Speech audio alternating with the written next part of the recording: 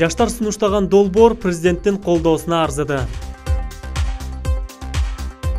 Жаш келечеги кең кадрларды мамлекеттик кызматка тартуу практикасы улантылат, деди президент Сооронбай Жээнбеков бүгүн 12 ноябрда Бишкек шаарындагы Республикалык жаштардын конгрессинин ачылышында сүйлөп жатып. Президент мамлекеттик башкаруучулардын улуттук мектебин калыптандыруу максатын коюп жаткандыгын белгилеп, бир кезде 100 менеджер кыймылы түзүлгөн Япониянын тажрыйбасын мисалга келтирди.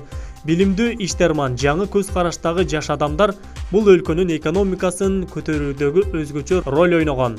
Улуттук кадрдык, менеджердик корпустагы жаштардын катары калың болушу керек, деди Сооронбай Жээнбеков. Президент белгилегендей, мамлекеттик кадр кызматы улуттук кадрлардын резервин түзүүнүн алгачкы этабын аяктады.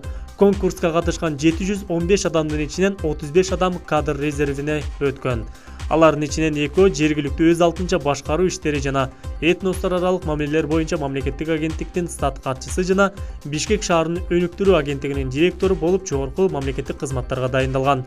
Мамлекеттик башчы өлкөнүн бардык облустарынын жаштарынын башын бириктирген бул форматтагы жолугушуу позитивдүү ой пикирлерден, конкреттүү сунуштардан, жергиликтүү аракеттердин аянтчасы болооруна ишенерин айтып, бүткүл дүйнөлүк жаштар күнү менен конгресстин катышуучуларын куттуктады. Тартууланган долбоорго канааттангандыгын билдирген президент Сооронбай Жээнбеков мамлекетти өнүктүрүүгө багытталган ушул жана башка долбоорлорду өлкөнүн жаштары тарабынан көтөрүлгөн идеяларды колдоого мамлекет даяр деп ишендирди.